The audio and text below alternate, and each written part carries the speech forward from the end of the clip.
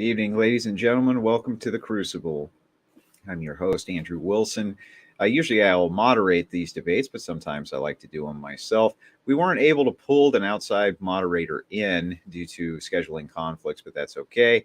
I think me and Econo Boy have gone around several times without one. I think we can do it again. Econo Boy, why don't you introduce yourself, tell everybody where they can find you.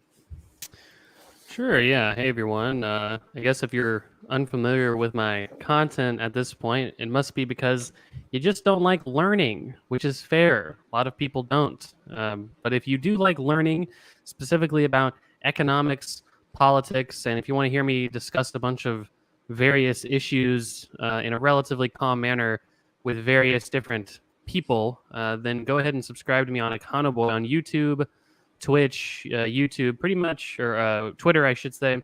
Econoboy and everything. So it's good to be here. All right, and we enjoy having you. As always, we have another huge debate coming up tonight between Hans Sherry, based homeschool mom, and Zen Shapiro. We've been looking forward to that one.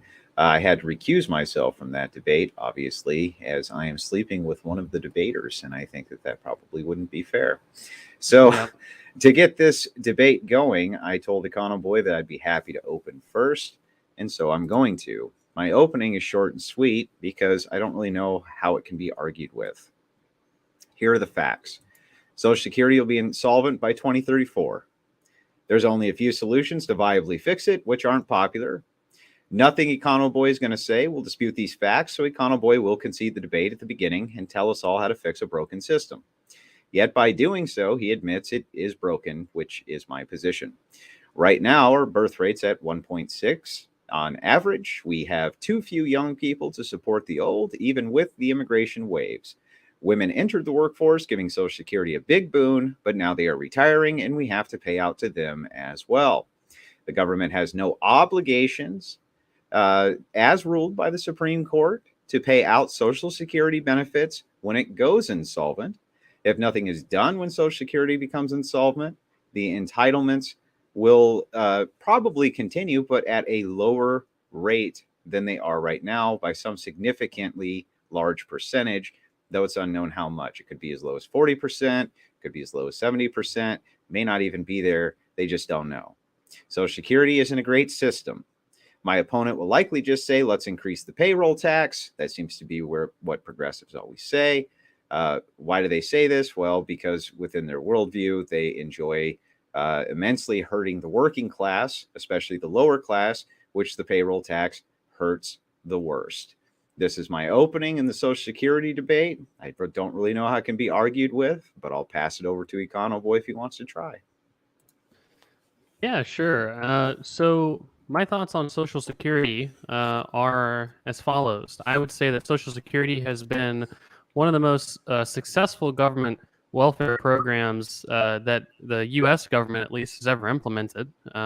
Since the implementation and sort of full-scale adoption of Social Security has come online, elderly poverty has decreased very, very by a very, very large percentage. Relative poverty has also gone down by a large percentage. There's much less sort of burdensome financial precariousness that's faced with families with regard to their aging parents. And one metric to realize that is that there's been a decline of about a third of the proportion of elderly people in a shared living arrangement. And so when we think about Social Security, most people get more out of it than they put in.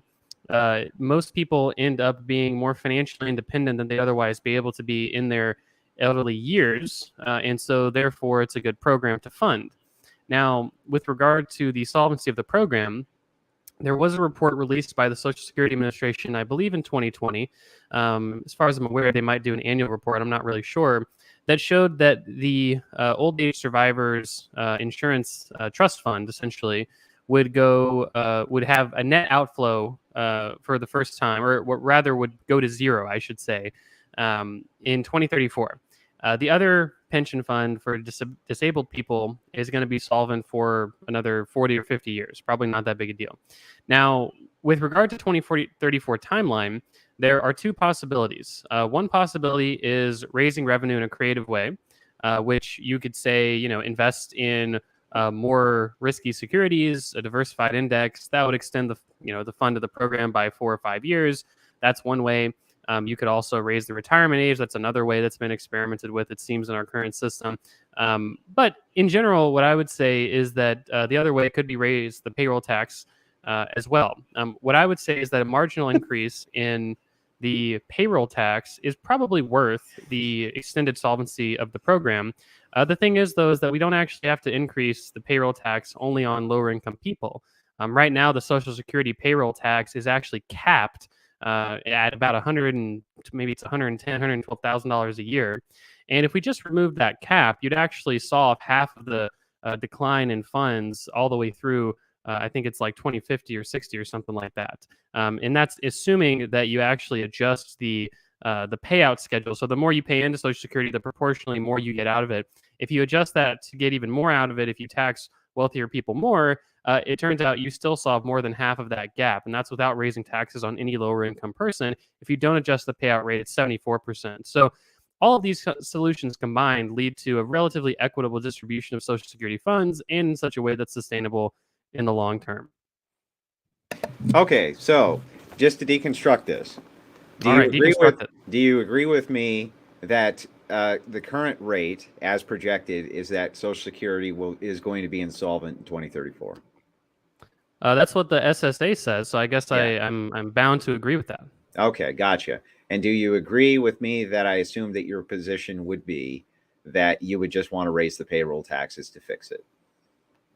No, I offered three distinct solutions. The ones But that the I'm one most that favorable you towards, have is payroll tax for most favorable the towards, the right? two that I'm the two that I'm most favorable towards is investing in a broader index of assets to extend the life of the trust fund, and also getting rid of the cap on Social Security payroll tax.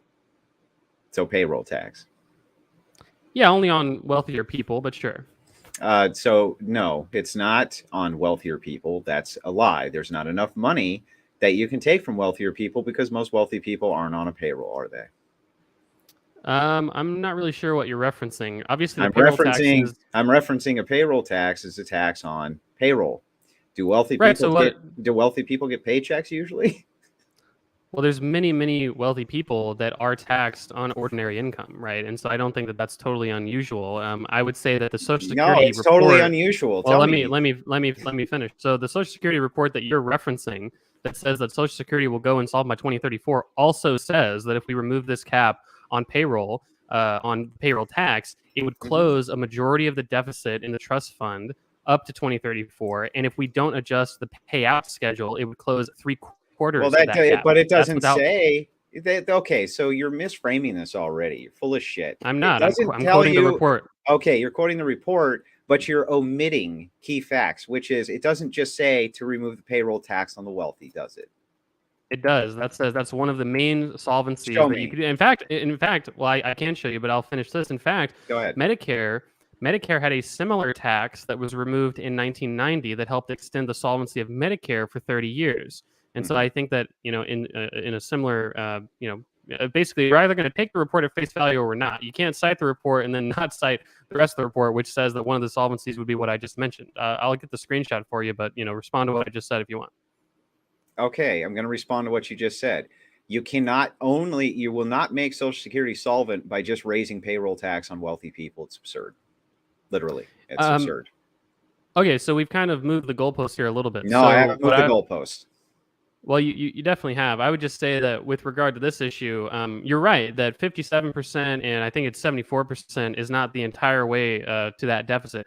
And so if you wanted to say, okay, that combined with some sort of mixed asset allocation, that might extend it, 80, 90% of the way there. What about that final 10%? And at that No, point, what they want to I'm not do is they shy. want to raise the payroll tax across the board on all Americans, which is going to disproportionately hurt the people at the bottom rungs of society like it always does. And then second, it'll hurt the middle class harder than it'll hurt anybody. The ultra wealthy and uber wealthy, they don't get paychecks, they don't pay payroll tax. They hide assets, they hardly pay capital gains taxes, they hardly pay any fucking taxes. Yeah, so there's not really a great empirical justification for this. So the payroll tax has been raised from 1% when it was originally I suppose determined back in the 1930s or 40s or whenever it was, all the way up to 6.2% today, matched by the employer. Now, with Medicare, there's a literal exact one-to-one example of a cap on higher income people paying into the Medicare tax We're not talking being about lifted. And Medicare. so, We're talking about well, Social I Security. understand. It's much larger than No. Medicare. Fundamentally, what we're talking about is removing a cap of taxes on the wealthiest income earners, right? Or the highest income earners is what I should say. And what I'm saying is that there's empirical justification to do it. There's actually historical justification for the idea that it's likely that it will happen. Whereas you're saying there's actually no chance it'll happen because wealthy people don't pay very much in taxes. It's not true. It's not empirically bore out in any sense of the word. Who would you say would be the most likely people to write legislation to make Social Security solvent again? Would that be politicians, do you think? Lobbyists? Well, our government, I'm not sure what you mean. So our government writes legislation. It's a representative democracy. So I'd assume it'd be the Gotcha. politicians Do or, you know yeah, that go on. it's mostly young people don't vote? That it's mostly people in the middle age and elderly people who vote? Yeah, one of the most powerful lobbies that we have in this country is the AARP, and they're one of the most Yeah, pivotal reasons why we haven't seen huge cuts in Social Security, and why whenever right. we have solvency issue, well, really quick, whenever we have solvency issue with Social Security or Medicare, it tends to be the case that they're extended in terms of their life, right? And Yeah, so right, I, right, I right. think Got it. That's my whole point. So my whole point is that the chances that elderly people are going to vote to slash their own benefits isn't very high, is it? I never, I never advocated for slashing I didn't say benefits. that you did. Just please answer my question. I'm not sure how it's relevant, but to answer your question, no, I don't imagine elderly people Okay, would no, vote to you slash don't. their own benefits. So that's going to probably get rid of the option of slashing benefits altogether. So we're going to lean into what's probably the most viable from a politician's standpoint, because that's what matters more than anything else. What matters is what legislation's actually going to get passed based on the people that politicians have to lobby to. No fucking politician in their right mind is going to ever advocate for slashing Social Security benefits. They're only ever going to advocate for raising taxation. Now, the justification on raising taxation for the wealthy is pretty good. The problem is that the wealthy own the lobbyists. And so when the lobbyists write up the bills for increasing taxation, who does it most often seem to go to, Econo Boy? Sure. So my question to this would be why they do it with the Medicare tax, but they wouldn't do it with the Social Security tax if the lobbyists just buy our government. Because it's called scalability. One, you're going to have to increase a hell of a lot more than the other. That's one. But two, you really haven't contended with this question. Don't you think that the chances that the middle class and the lower class are going to get an increase to their payroll taxes in order to make Social Security solvent again is probably high? No, I actually think it's more likely that at least in the medium term, they do the solutions that I would describe rather than yours. Because again, what we see over time, at least with democracies and with good fiscal governance, is what you see is that it's actually the middle class that are the least likely to be taxed over time. And it seems like politicians are more likely to raise taxes on the wealthy than otherwise.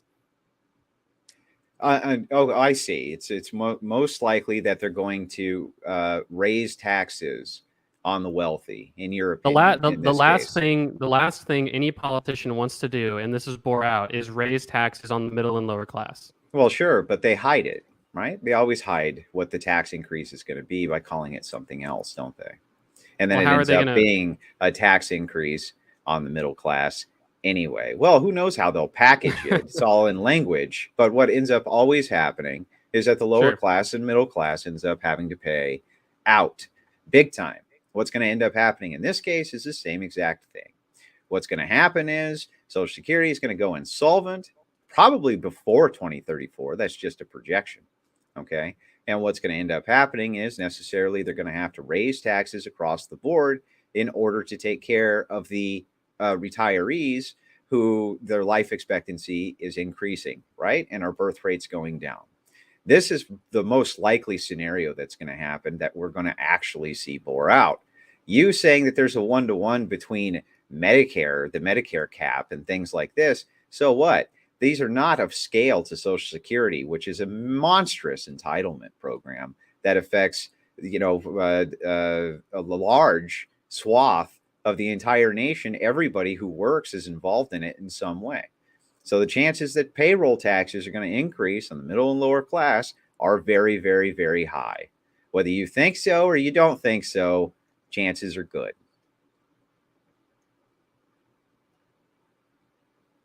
Are you there? Yeah, can you repeat what you just said? My internet cut out. The whole Just the thing? last part.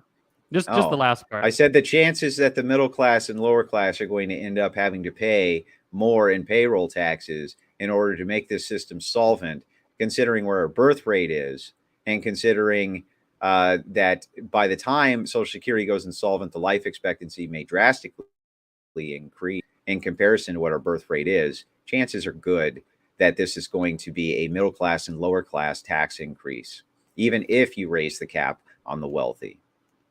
Yeah, so again, I agree that the full sort of solvency of Social Security isn't solved by getting rid of that cap. All that I'm saying is that it's a very marginal increase in the taxes for middle and lower income people if it actually were to come to that in the first place. Now, again, I don't really know if that's necessarily a W for you because what you have to prove over the course of this debate isn't necessarily that taxes are going to increase to pay for it. You have to prove that the taxes going into the system are not worth going into the system. And I Well, think you that don't that's what. frame what the victory conditions are for a debate. One, for what I have to prove or not prove.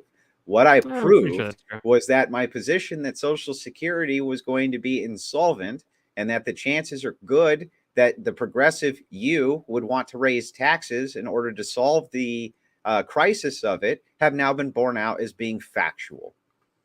Well, not really. I mean, that's just you saying I can't frame the way that you would win this debate, but you should prefer my framing, right? But that doesn't really make any sense. I think that the That's what I better way set to out to evaluate prove. the I didn't better set out to the prove anything. better well, no, but that's a ridiculous way to do public policy. Like, for instance, if we provide temporary funding for something and we were to say, well, that funding temporarily is only temporary, it's going to expire. The question of should we renew the program isn't, well, the program is running out of money, isn't it? Right? No, the question is the program good? Is it worth funding? And what Social Security is fundamentally is one of the best poverty alleviating programs in the history of our government that has ever been implemented. And that's what you have to contend with. Just saying that Social Security is running low on money isn't to say that Social Security is Well, bad just at all. saying It's that not to say it's not worth it funding. worked really well when we had a completely different demographic makeup of the United States is a non sequitur anyway.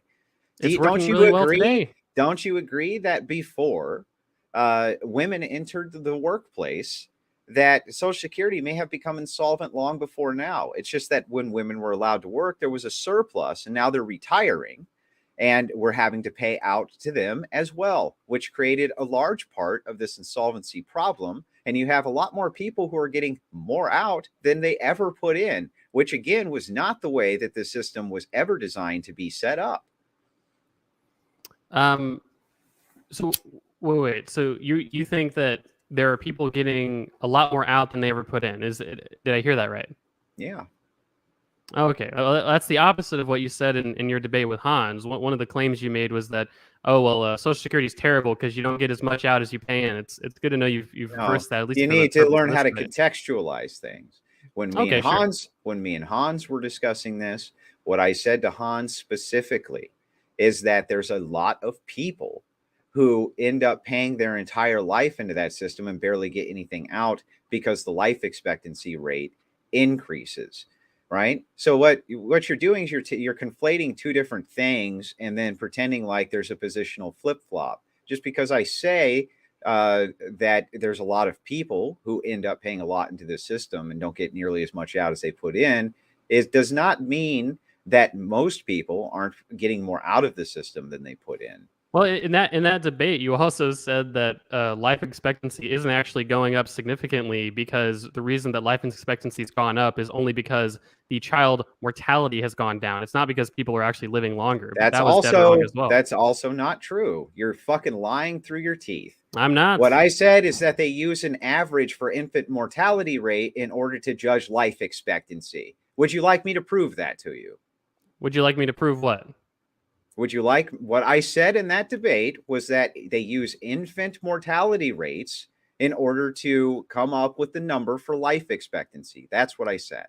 Yeah, I believe the context of that comment was Hans saying that doesn't raising the retirement age make some sense if we're living a lot longer. And your response was that we're not actually living a lot longer. It's because rather there's a lot less babies dying. And that average is being pulled up not because we're living longer lives, but because people aren't dying as children anymore, Yeah, I right? But don't you're believe saying the you opposite here. because you framed the first thing incorrectly, and I think that you're just framing this incorrectly too. All That's I've fair. ever stated as my position over and over and over again was that the average life expectancy is determined by using the infant mortality rate, which is true. All right. Well, even framing it that way, we still are living a lot longer past the age of 65. At least that's the best way to frame it under that framework. If you don't believe me, that's fine. But I I would believe just it's ask you, 70. I believe it's 72 now. 72, the I think average that age. I think that they raised it originally. Social Security, I think that they raised originally. I think it was 60, 65 or 60 or in the low 60s, and now it's 72 for full rates. I'll have to check, but I Um, think it's something in there.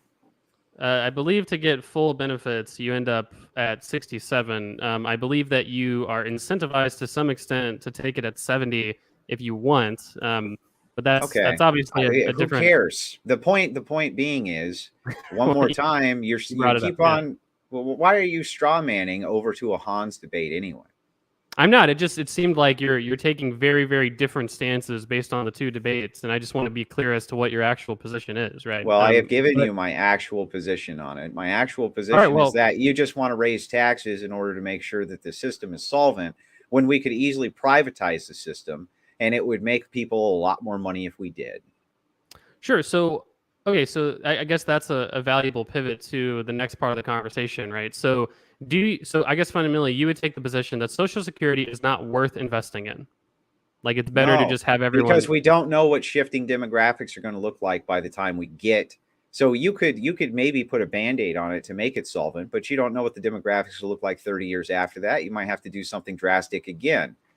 Just pointing to the success of the Social Security program when we had stable demographics and everything was kind of going in the favor of Social Security, be it the baby boom, women entering the workforce, the amount of retirees coming out versus the amount of young people that you had to tax to pay them out, is not a recipe for what future generations are going to have to deal with, considering the shifting demographics in the United States.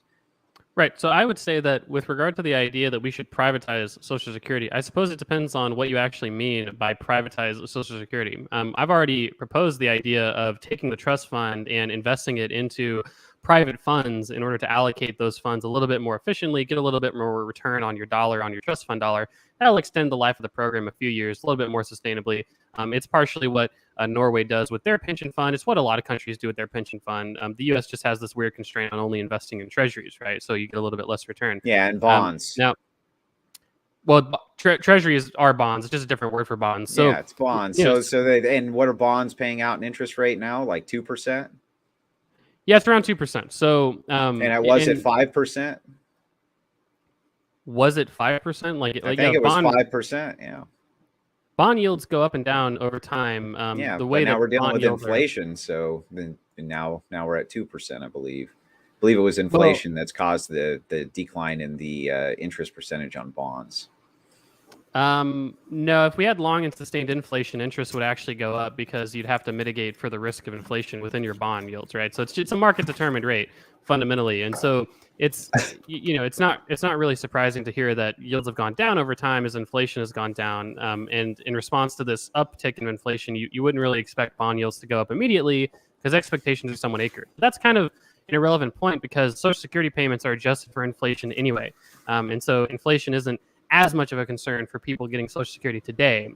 Rather, what I would rather talk about is what is the actual effect of privatizing Social Security. That's really, I think, the better conversation. What do you imagine in terms of privatizing Social Security looks like? Just get rid of Social Security, have a mandatory retirement system, just let people do whatever they want. What's your advocacy? Say the last part of that question again. I was just reading how you're wrong about bonds, but go ahead. What was the end of that question? Well, I want to hear how I'm wrong, BPF. Tell me. On inflation, and we'll get to it in a second. But give me the last part of the question. Okay, we'll get to it in a second. I'll hold you to it. So, the question is, what's your actual advocacy? Do we just get rid of the system, let people do what they want? Do we have a mandatory private, insurance scheme? What do you imagine in terms of a retirement system? But I guess tell me how I'm wrong first. You could do it one of three ways. All right. All The right, first tell me how way is first. the first. I'm trying to. The first way that you can deal with it is you can just get rid of Social Security altogether. The All right. entitlement program in and of itself, which I have absolutely no problem with. None. I think that people are much more responsible when it comes to making their investments now as they've ever been, and that you're going to have winners and losers just like you do right now with Social Security, of which, even at the maximum benefit, the elderly people who don't have other things like Roth IRAs, et cetera, they're not exactly living their best life, man. So that's one. The first thing is you can just abandon the system. The second thing that I would say that maybe you could maybe push into would be some type of privatization, which is would be similar to a 401k system, just managed by the government instead. I would probably not like to see that except as a last resort. Okay. And then the third way that you can do this is you can have the government invest in the actual market with Social Security funds, giving you a huge return if you're using safe market bets. And you can probably pay people a lot more money than they've ever seen. But I don't see that happening either. So the stock market would be very resistant to that. And they would probably call it market tampering and everything else. So probably privatization would be the middle ground that I could meet you on. Okay, sure. So, getting rid of social. Well, wait, really quick. How am I wrong about bonds? I want to hear. Uh, I'll send you over the data. You didn't send me over your screenshot either, by the way. I did. I linked it in the chat. Let me see. I also sent it to you on Twitter because for some reason I can't paste an image on the Streamlabs link. Okay, but well, where's the index specifically? This is the whole fucking paper. Which thing are you referencing you're specifically? right. What It's page? 33 pages. Page 21. Page 21. I got it right there for you. But anyway, so well, anyway, send me how I'm wrong on bonds in the first place. I really don't think I am. But the point is that on your first thing, how to get rid, getting rid of Social Security altogether would be terrible. People are on average not quite so long-term thinking, and that's why we've seen huge poverty alleviation as a result of mandatory savings accounts across pretty much every single country that's had some sort of conception of mandatory retirement, whether it be a Social Security style system, superannuation in Australia, where it's basically what you described, private, sort of mandatory 401ks. So it just depends on the system. But what doesn't depend is the idea of mandatory retirement contributions and then mandatory payouts, sort of entitlement payments once you retire. People are not responsible when it comes to saving for retirement, and this is where the government comes in to alleviate part of that concern. So I disagree with the first premise of just getting rid of it altogether. Now, with regard to private mandatory 401ks, other countries do this. It wouldn't be the worst idea in the world. It would just require a lot of regulation so as to ensure that people's 401ks are managed appropriately, and so as to ensure that they are managed equitably, right? Because one of the problems with only private mandatory 401ks is that it probably wouldn't be the most equitable system because lower income people wouldn't be able to invest as much, and we'd end up with a relative amount of income inequality over time, which is probably not the best thing, all else equal. With regard to the third thing, having the government invest in the market with Social Security, sort of contributions, that's actually what I suggested in the very beginning. You say you don't really see this happening. I actually could see it as a little bit more likely than privatizing the entire system, mandatory 401ks.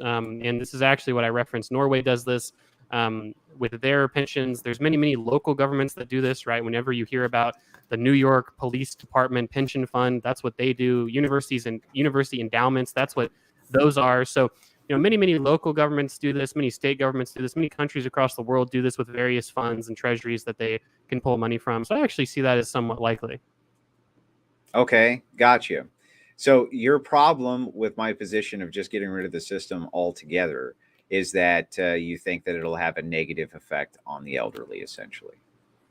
I would go so far as to say that I know it would have a negative effect on the elderly. Right. So here's the thing, and here's my proposition to you. Tell me why it's immoral. Why? What is immoral? Tell me why it's immoral for me tomorrow to opt out of the Social Security system, only focus on utilizing that money for my own personal retirement benefits rather than continuing to subsidize elderly people who paid into the system and the government can't afford to pay it back out to them because they went and spent all the fucking money.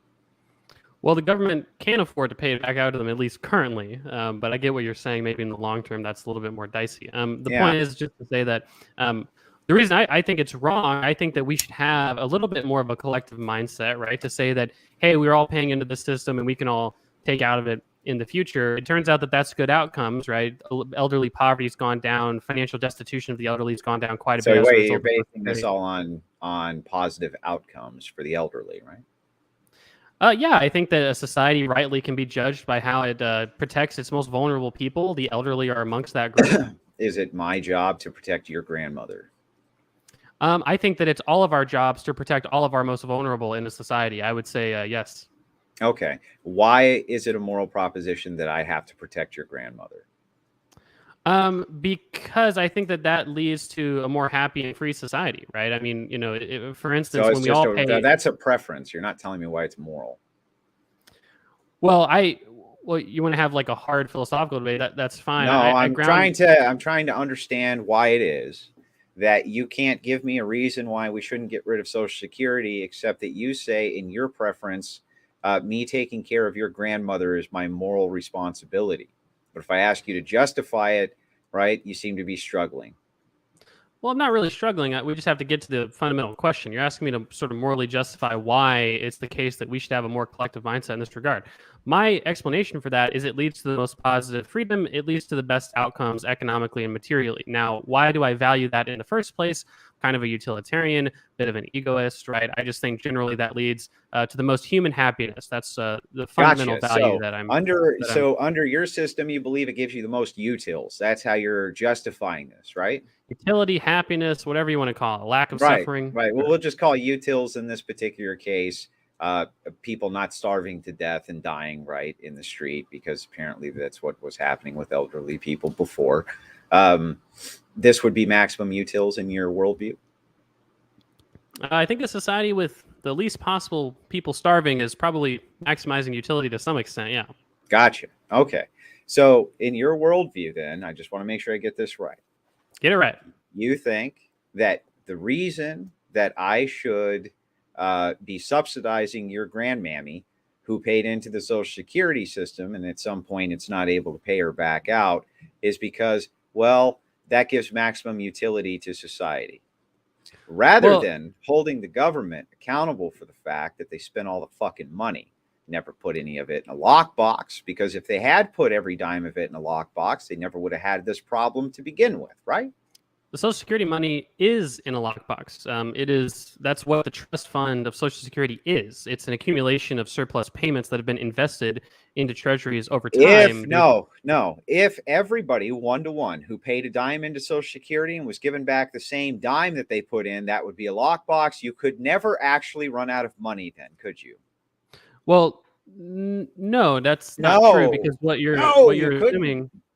No, because what you're assuming is that birth rates have stayed the same over It time. So doesn't it's matter entirely birth possible. rates. No, If a it person absolutely pays does. into the system, they get out of the system. That's it, right? If that would be an actual lockbox scenario, meaning if you paid a dollar out of your money into Social Security, they gave you the dollar back. But that's not how the system works. If it was always one to one this way, every dime you put in was set aside specifically for you, Econo Boy, or you, Andrew Wilson. And then when you retired, it was paid back out to you. That would be an actual lockbox system. But that's not Yeah, what we have.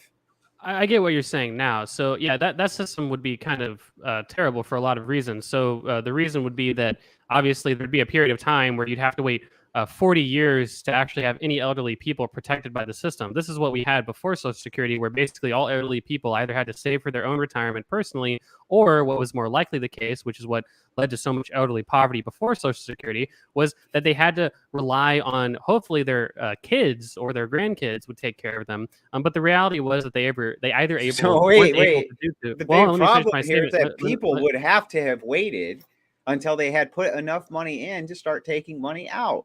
Well, that's insane. That's almost like some type of viable system that would have worked. No, so what it is fundamentally is a system by which we would have a lot more elderly poverty than we would already. This is what you're not contending with. The reality is that before Social Security, we had way more elderly people in poverty and financial destitution than we did after Social Security, right? And what you I are don't saying is that, disagree. well, hold on, let me finish. Let me finish. Is that what you are saying is that for 40 entire years, we should have a system by which that entire two generations of elderly people, well, I should say several generations of elderly people, are put into that same sort of financial destitution than they were before. Now, what I can't see as a morally justifiable belief is the idea that it's better to send all of those people into poverty when we have clearly a system that works, but rather a system that just needs more funding. I think that's First of perfectly all, reasonable. that's Well, a hold on. it's a bifurcation, and you're lying. It's not an either or. It's not you're sending them all to poverty, right? Under a deontological ethical system, it's important that Okay. people are responsible for themselves. What about that portion of the ethics? So you're saying that society collectively is responsible based on maximum utility in order to take care of your grandmammy who didn't plan accordingly for her own retirement. And that needs to come at our expense rather than demanding that people take personal responsibility. And I can't even ask that you just take, if you're going to take my money, that you just hold it in a lockbox for when I retire and actually give it back to me. No, that's too much to ask.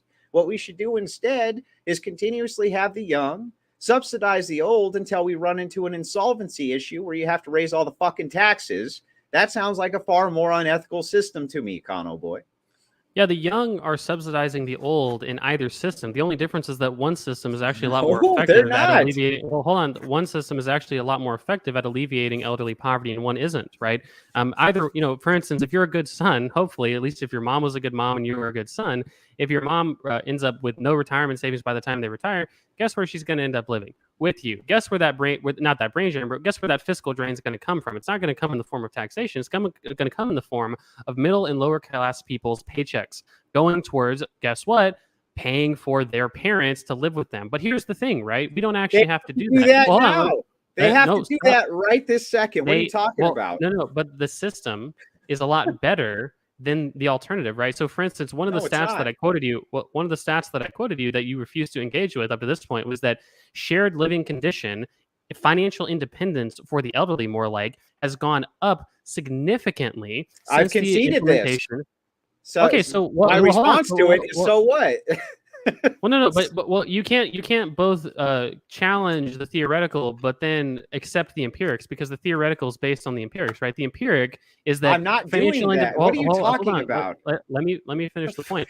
The point is to say that the financial independence of the elderly has gone up over time, right? What you said was, what the fuck are you talking about? People are already having to pay a shitload for their parents. What I said was actually that problem's been alleviated significantly by Social Security. So which is it, Okay, Andrew? so let's back up.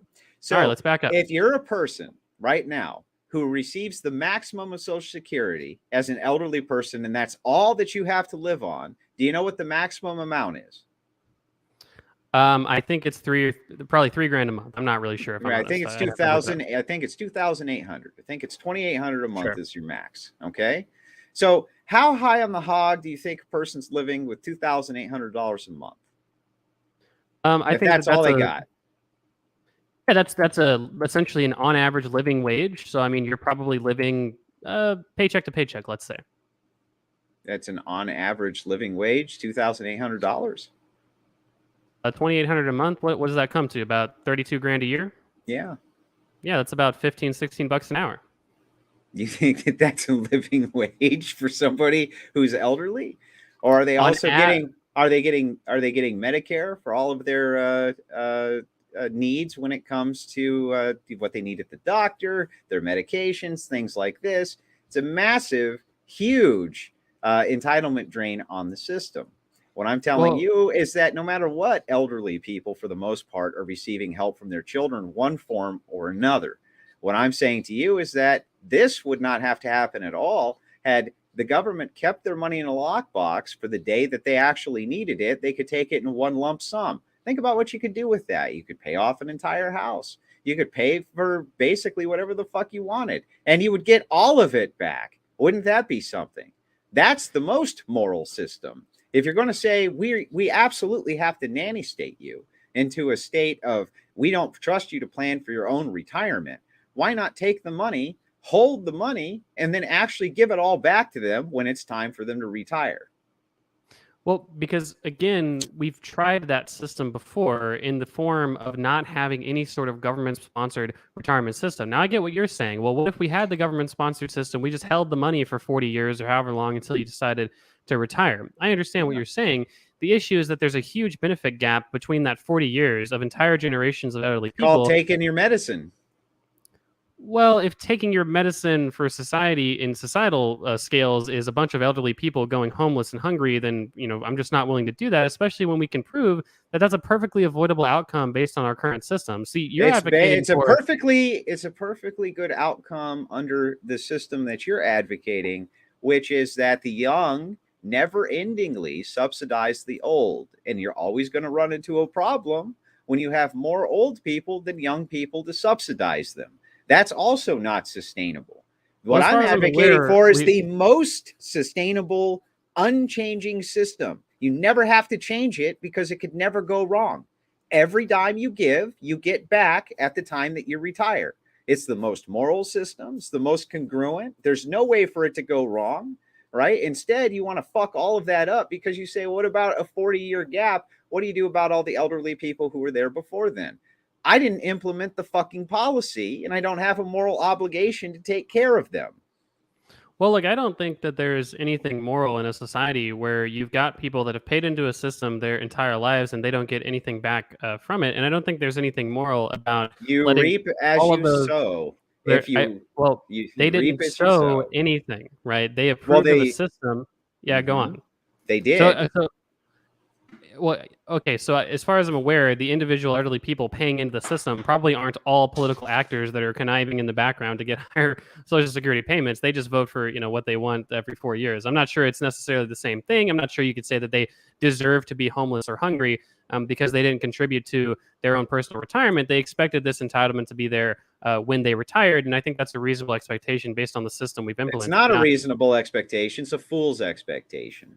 you don't think it's Only a fool has the expectation that some benevolent government is going to make sure that they're taken care of in their elderly years. well, Okay, you're that's a trusting the you're fool's well, errand.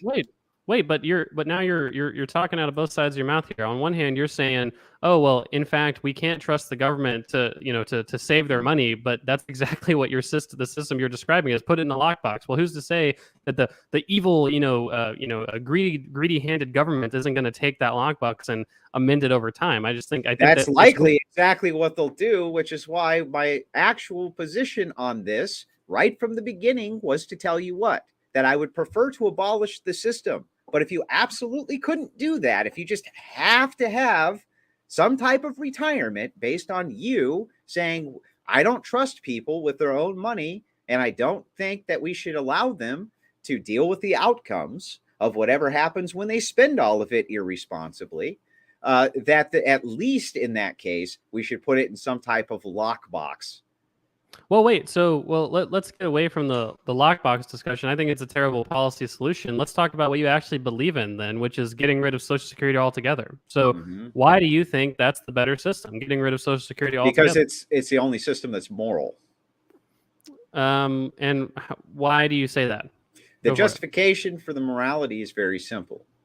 You reap as you sow.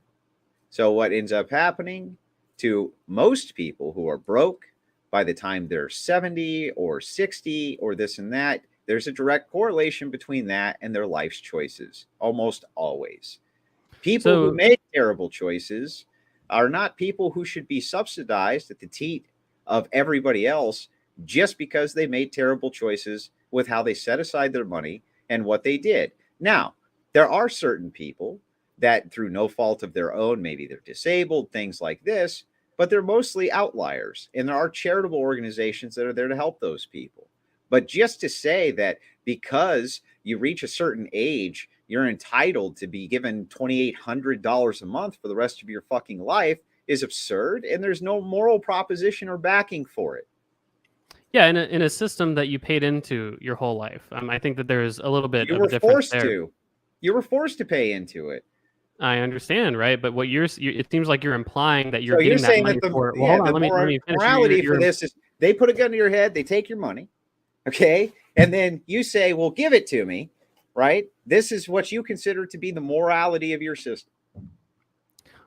Um, Well, I'm not sure how you're getting the connection there. I mean, again, these are entitlements they're called entitlements because you've paid into the system your whole life. There's only a few Well, no, groups of people. it was taken from you. You didn't pay for it. Most people don't even realize that it's being taken. In fact, As far most as I'm people aware, don't even. Social Security has a pretty high approval rating. I'm not sure you can make that argument. It has a large approval rating among voters who what aren't young people. Almost always, they're not young people. It's Look, older people who set policy, and it's older people like the AARP, like you said, who demand endlessly that they be given these entitlements. Yeah, well, look, I'm going to go out on a limb here and say that if we were to poll the broad population, not just the old people who are stealing money from the young people, and ask them, how do you feel about Social Security? I'm sure that Social Security has a broad set of It support. does well in public polling, but just Well, there you because go. something's popular doesn't mean it's moral. You I asked for my understand. justification on whether or not it's moral. What I'm telling you is that people who vote in most of the politicians are people who want that entitlement. They're older, right? They have literally been able to vote to raid the public treasury. Now, there was no reason at all for such a system to ever exist except under a lockbox if you absolutely had to make one. But the most moral thing to do is let people reap as they sow. You still Sure. haven't contended with why it is that that's an immoral proposition. Well, you haven't allowed me to, so let me contend with it right now. So let me ask you a few questions. So, do you think people should be entirely individually held accountable? Yeah, for the most part. Okay. Well, for the most part, what's an example of a situation where Like someone should not? there's possible circumstances that are so far outside of control. Like for instance, I don't know, a fucking meteorite strikes your house or something. There's outliers to everything. Nothing exists in a complete monolith. So when I Sure. say for the most part, I'd say like 99% yes. Well, I I guess I understand that. I would just say that a philosophical bedrock should in theory be 100%. But let's just contend with that for a Well, second that's there. insane, but okay. Because Well, nothing's ever 100% anything in so reality. you don't think that you don't think your philosophical persuasion should be consistent and ever Well, applicable? listen, that's not the way stats work. Like there is a statistical chance you could jump off your roof, turn into a balloon, and float off. Did you know that? There It's is a possible. statistical chance. Yeah, it's possible, right? But the likelihood of it is extraordinarily small as to be considered impossible. So this is why you can't say everything is Sure. 100%, but you can say like for the most part Do or you almost always. do you believe in a public police force? Sure. Well, why? Why are you forcing me to subsidize your security? I'm not. Those are local levies. Well, the local government forcing me to do something by gunpoint is any better than the federal government? They're That doesn't make not. any sense. They're They not. are. They're forcing They're me. not. It's a They're local forcing me. levy. It's a They're local forcing levy. me And by gunpoint. by the way, just so you know, most fire departments, for instance, in most areas are volunteer. They don't get Well, paid. I didn't say anything about firemen. When it comes to a police department, you're talking about local levies, and they're not based on payroll taxes, right? They're usually based around things like property tax, Property things like taxes, yes, this. sales So, tax, sure. so again, these are not equatable things. So Now, you're saying, well, now, really quick, can let me jump hang in. on. Let me jump in. Well, hold on, because it's I'm trying valuable to what you just finish. said. I'm trying to finish the point. So All right, finish it. the point being is very simple. Okay, at the local level, with a local magistrate, if people collectively come together and they're like, "Look, we're going to pay this guy for our security," there's nothing wrong with that. That's far different than having a vote on something, 60 years prior, or something that was passed 60 years prior that you have to live with. Okay. And when it fails, you make endless demands that we prop it up. These are not analogous situations. It's perfectly analogous, and I'll explain why.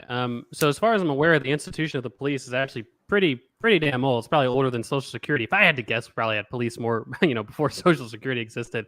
But I would say that you could make the exact same analysis under your framework with regard to the police. You're saying I don't actually own my home.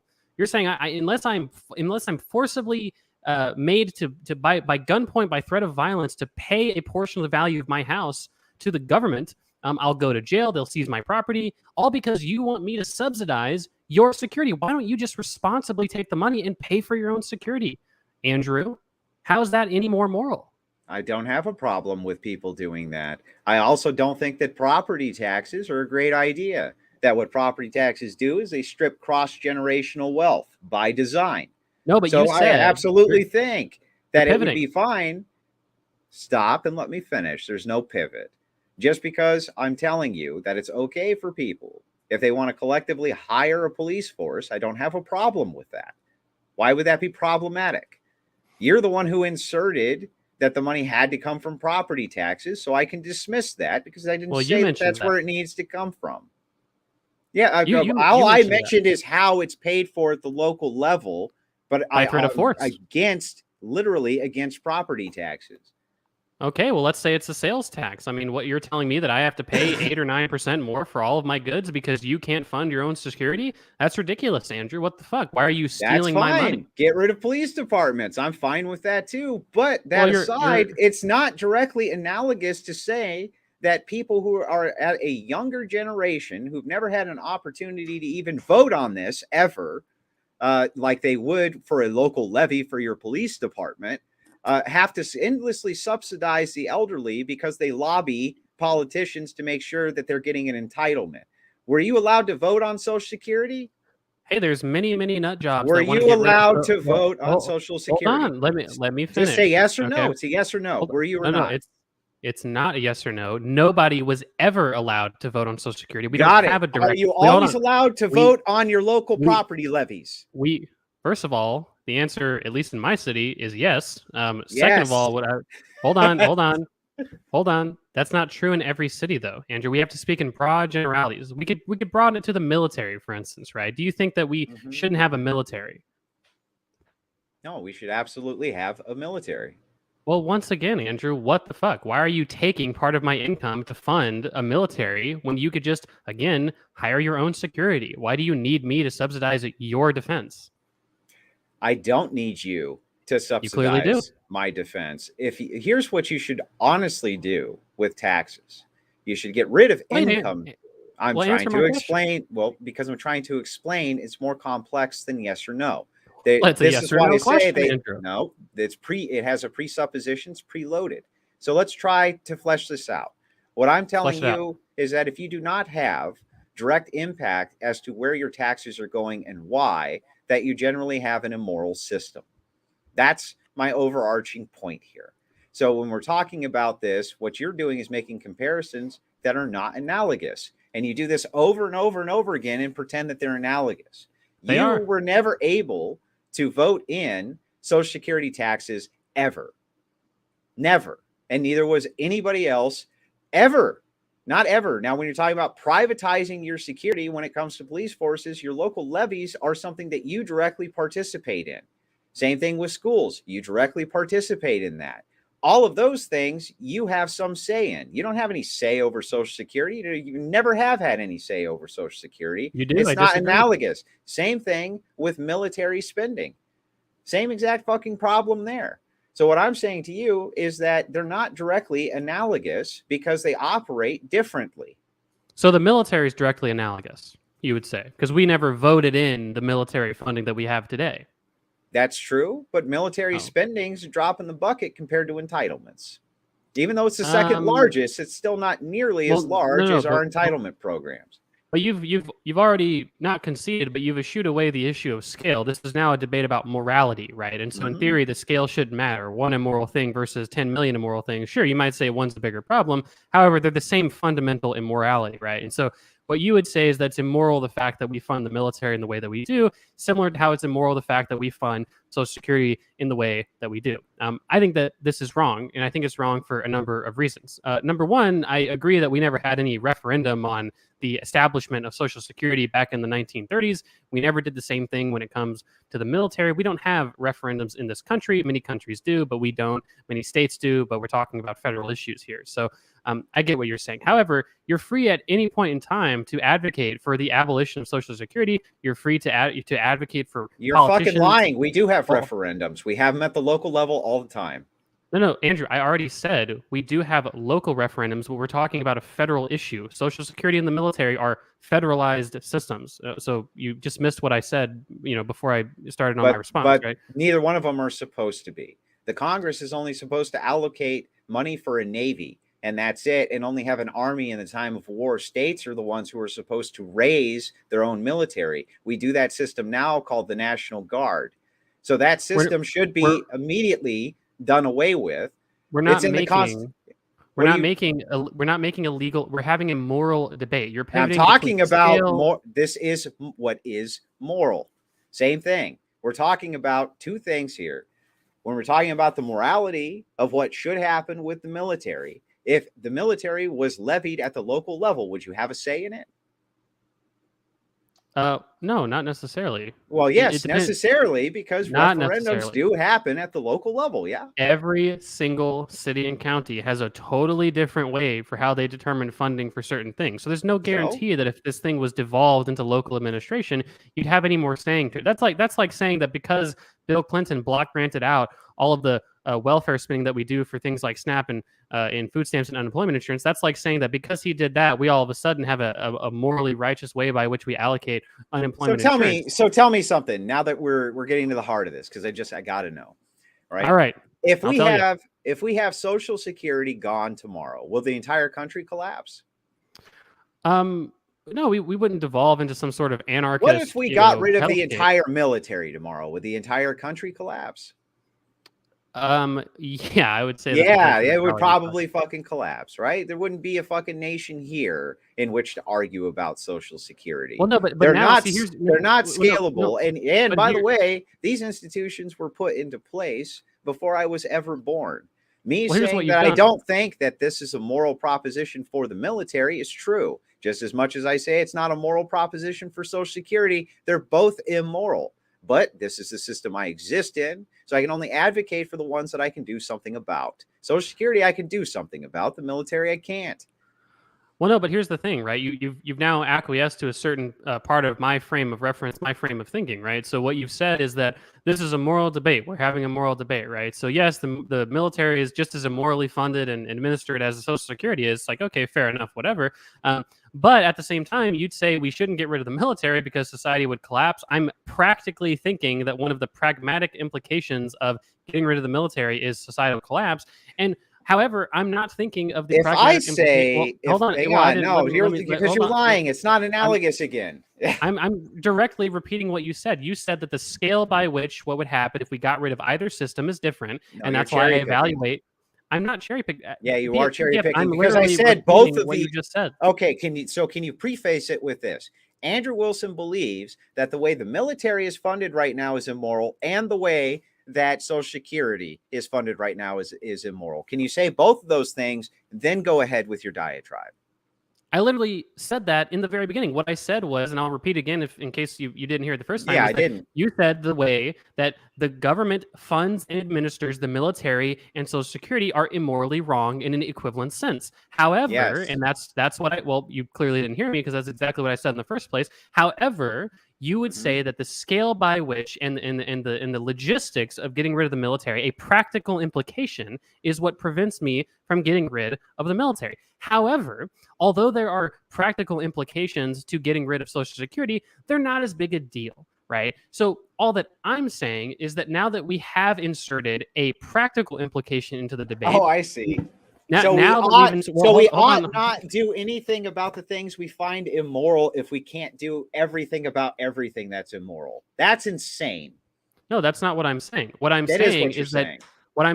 my way to view and how we fund and administer these systems are practical implications. I would say that at least by my subjective line ultimately, which ultimately this is a subjective line that we've both established independently, is that millions of elderly people going into poverty and possibly being homeless and hungry. That's my line. I think that that's worse than the society that we have today. What you are saying is that that's not my line. My line is total societal collapse. We disagree on the No, line. mine doesn't operate off subjectivism. I You say just that said it didn't. both. No, I didn't. You said that because you're a consequentialist. I literally told you specifically both of these institutions are immoral. There's just one institution I can do something about, and there's one that I can't do anything about. That's the difference. I can still say both of them are immoral systems. I object to both. I think the funding for the way that both of them are funded are fucking terrible, and that should be changed tomorrow. But there's one of those things I can actually do something about. We're coming up on the insolvency of the thing, right? So there's actually a possibility that this can be revamped or abandoned. There's nothing I can do about the military, though. There's everything in the world you can do about the military in the same frame that you could do about Social Security. You can vote in representatives that reflect your beliefs, right? So the mechanisms by which you would reform either system are the exact same. You are just simply saying they're not, because right now one's coming to the forefront and the other one is not. Finish. No. We're not talking about the funding of either one. We're talking about the mechanism. You said I can't do anything about it, right? So what that implies to me is that there's no sort of electoral or institutional way for me to reform these systems. However, that's not true. The ways that we would reform these systems, you are allowed to reform them in the exact same way, either one. However, what you said earlier in this debate was that hold on, stop interrupting me real quick. Go ahead. Hold on. Well, I agree with that. The only difference here is that what you're saying is that the implications of getting rid of the military are so grave that I can't do it. However, the implications of getting rid of Social Security... No, it's not the implications of it. It's that one is possible for me to do something about right now. The other one is not possible for me to do something about right now. Why is it not possible for you to all vote I in a can do, hold on. Why all is it I not can do is possible advocate. Hold on. Just let me ask the question. Why is it not possible for you to vote in a representative right now that could reform the way that the military functions in a similar way with Social Security? Yes, we advocate for such representatives to go into office all the time. The difference is that right now we're facing an existential crisis where this is going to become insolvent. So it's at the forefront. Since it's at the forefront, people are starting to look at it. Now is when you can advocate and actually get changes to it done. The military system within the massive industrial complex that it is, we would have to wait for some type of catastrophe likely before you would have anything on the ground actually change circumstances to where you could start to remove funding or shift funding, have more local levies, start pulling us out of other nations, et cetera, et cetera, et cetera, et cetera. It's basically a practicality method. There's nothing that can be done by you or I about the military industrial complex yet, except advocate for politicians. Sure, I do that all the time, right? But Social Security, since it's in the forefront, it's in the public eye, that is something we can look at. So if Social Security was allowed to be run through a deficit, would you say the same thing? Because that's how we're currently funding the military. What do you mean? Do you mean... So it sounds like what you're saying, and maybe I should have reframed it in the first place. It sounds like what you're saying is that because Social Security is having a funding shortfall projected in the future, we can do something, or it's like more urgent to do something about Social Security today. However, the military doesn't have that problem because we don't have like a segregated funding mechanism for the military. It's all general discretionary funds. So what I'm asking is that if it were the case that we could just pull from general funds, or we could just take on a deficit by which to fund Social Security, it wouldn't change the fact. It wouldn't change the fact that it was an immoral proposition. It might change the fact that I could do something about it, though.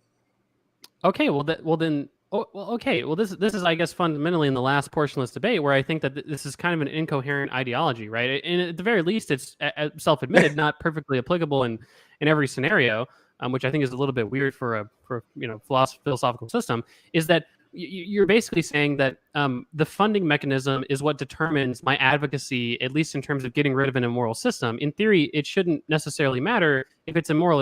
It's immoral. Whereas you're saying, no, it's actually the opposite. It's practical implications. It's necessarily subjective, because what you're saying is that the subjective way by which we determined how to fund this system is what is subjectively determining my ability to do anything about it. I think that's a little absurd. I'm just the one that's saying that it is actually a subjective line. You're trying to pretend that it isn't.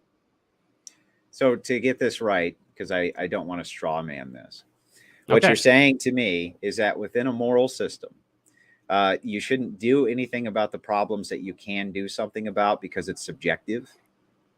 No, what I'm saying is that you are pretending your system is not subjective when I think that it entirely is. I don't think that your system of morality is any more superior than mine when it comes to evaluating whether or not we should have Social Security.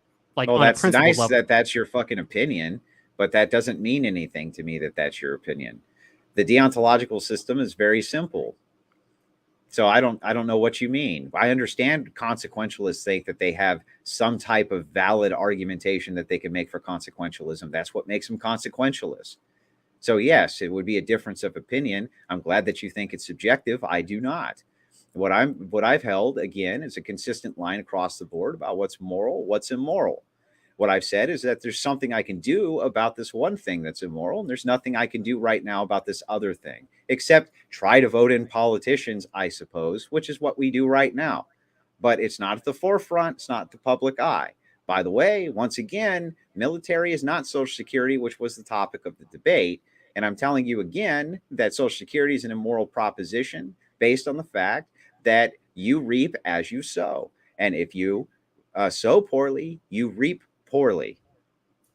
All right. Well, I guess we can move off of it and get into. I don't know if you wanted to do the 7-minute closing statements or whatever, but to go a little bit longer on this, I would just say that the way that I would frame my morality, if you want to pick apart this to a little bit of a certain extent, is that I would say that the things that give people the most positive freedom are probably a good thing, and I think that it's proven based on empirical justification that Social Security is one of those things to do. And I would say that if the worst case scenario were to come to pass, and we either had to change the regulation to take on a deficit to fund Social Security, or God forbid, we had to raise taxes on wealthier people plus a marginal tax rate increase on the lower and middle income people, it's a good investment, Social Security. That's how I would frame it. I think that that's a perfectly applicable moral framework in essentially most every circumstance.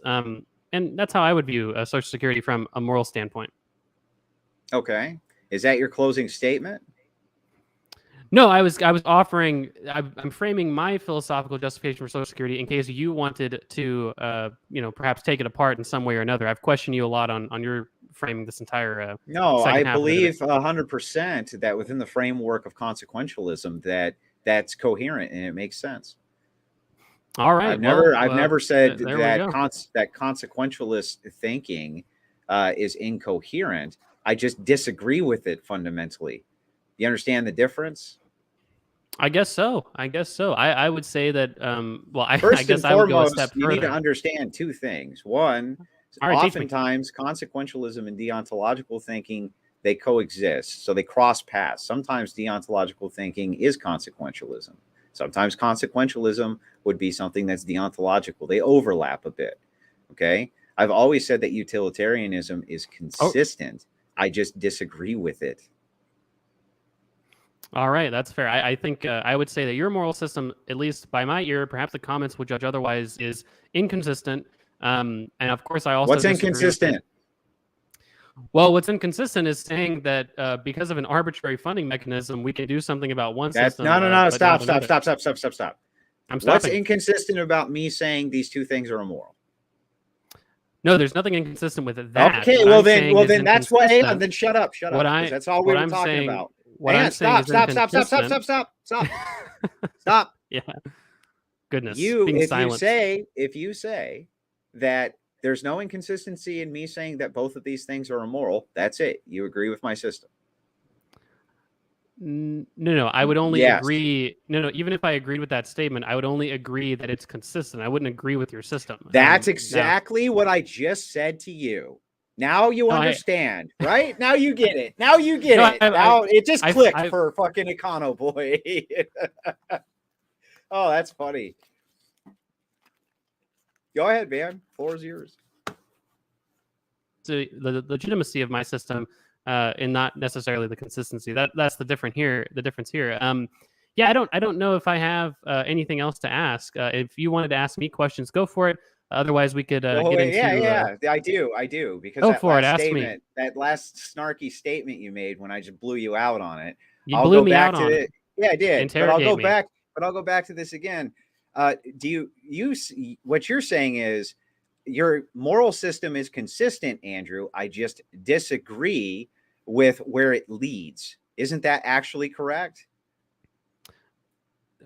Well, okay. Again, so I would say if you wanted to be hyper specific, what I would say is that you're being consistent by saying they're both immoral, but you're being inconsistent by how you act upon those morals, which I think is right. Sort of. So this is my same problem. Let me one last sentence. This is my problem that sort of implies that there's some sort of inconsistency by which you view the world morally or ethically.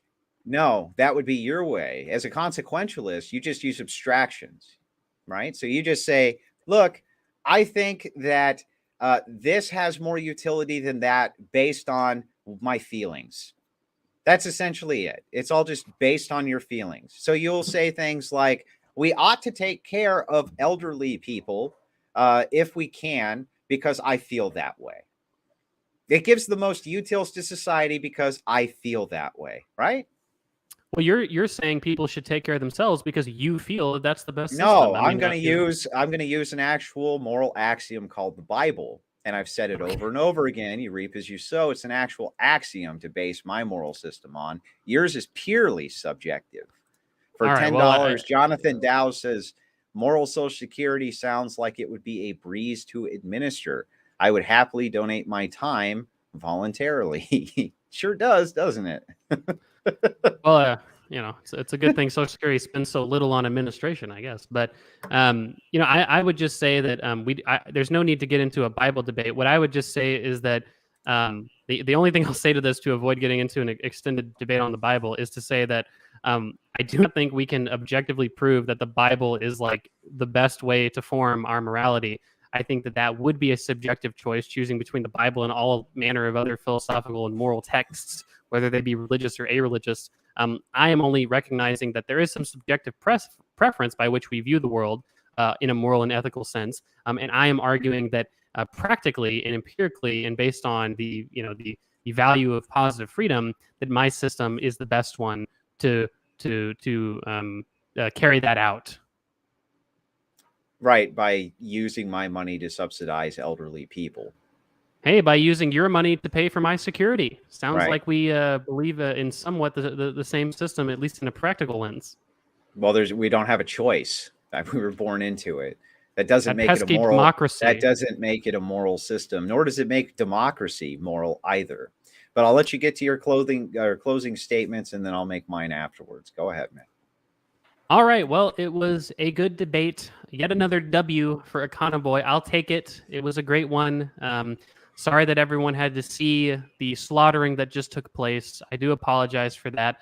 The reality is, BPF and I are perfectly amicable behind the scenes, at least so far, up to this point.